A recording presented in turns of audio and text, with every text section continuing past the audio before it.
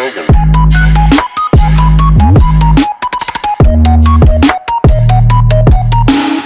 What is up, guys? You already know who it is. It's Attack of the Games, and welcome to another road to E3. We are so close to E3. I can see it from here, physically see it. I can feel it. I'm just so hyped up right now. I've been waiting to do this road to E3 because I'm going to be going over the first half of E3's press conferences on June 11th between the Microsoft, Bethesda, and what's the last one? Devolver Digital. They're pretty much just an indie company. But you guys already know how I'm doing this. This will count as day 5, 4, and 3. But before we get into this video, thank you guys so much for your support. I love making videos like this, especially since it's E3 week and me being a gamer and all that. I feel like I have a home and it's with you guys, and I love you for supporting me. So thank you. And of course, hit that notification button so you know when I'm uploading. And if you enjoyed the video, please smack that like button, comment, and of course subscribe. Now, if you watched my last video with the EA press conference, what to expect in that, you know that how I feel about, E3 press conferences and how they're a competition and how you don't want to look as bad in a press conference, or you're going to end up getting bit in the ass for that.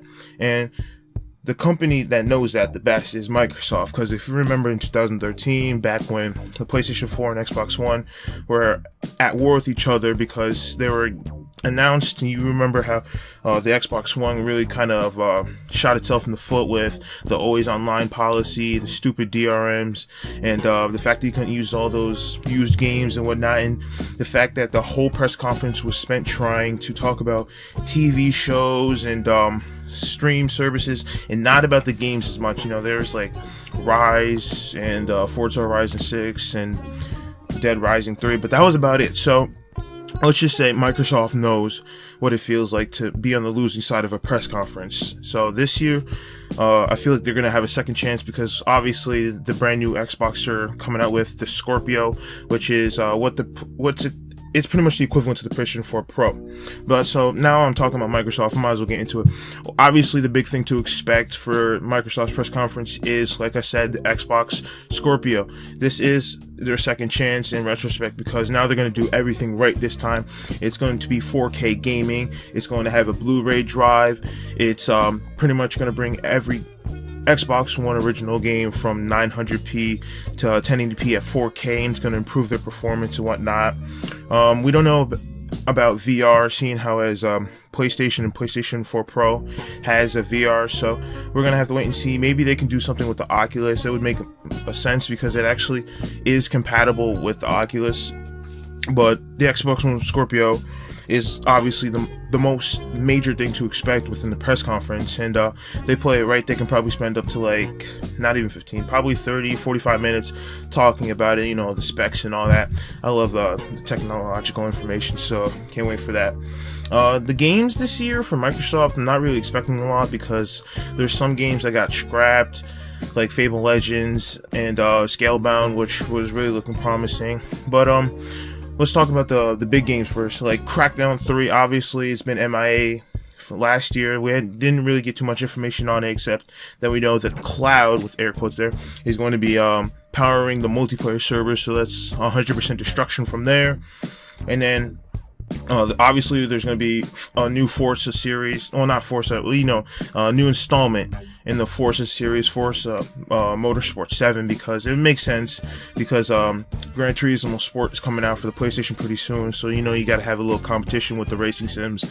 And then there's Sea of Thieves. It's pretty much a game about being a pirate.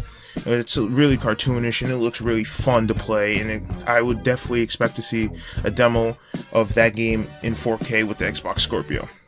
And on a side note, this Sea of Thieves actually had like a closed alpha, so I wouldn't be surprised if the developers compiled up all the data during the closed alpha and used it for E3 and whatnot.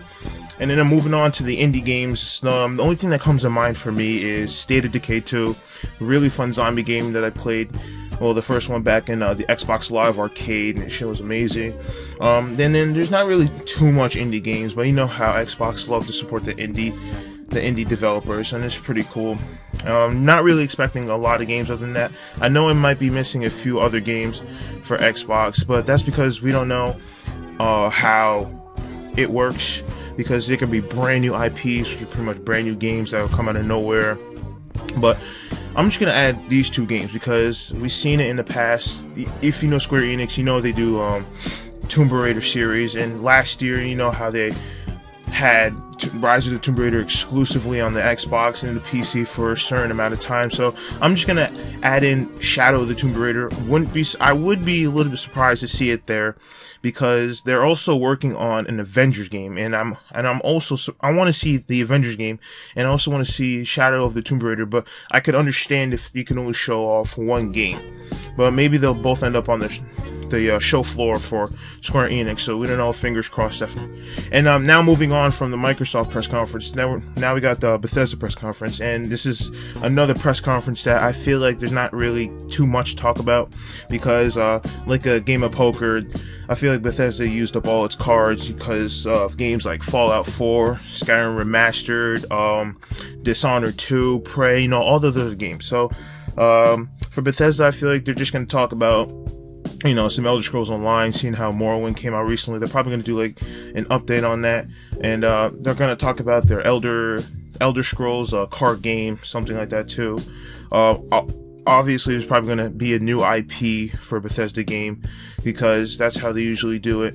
And the most exciting thing for me would be a brand new Wolfenstein game. Now, I did a video on that. Obviously, I would be really excited to see what happened to CJ Blazkowicz after the New Order ended. So, and since they were supposed to like talk about it like last year, so yeah, it went MIA too. So I would be a little bit surprised, and I am expecting to see something about a brand new Wolfenstein game. And then for the last press conference for June 11th, it's about pretty much indie games. It's like the AAA indie games, and Devolver Digital is pretty much the guys that made Shadow Warrior 2, Hotline Miami 2, the Talos Principle, you know, all those games like that. And I really don't follow Devolver Digital like that, except it's a Shadow Warrior series. But I'm not sure why they're getting a press conference, but I'm just gonna have to wait and see it. But that's it for this video, guys. E3 really close now. If I missed any game that you're excited for and they're within the parameters of the company, please put it in the comment, you know. And of course, hope you guys have a great day, and peace out.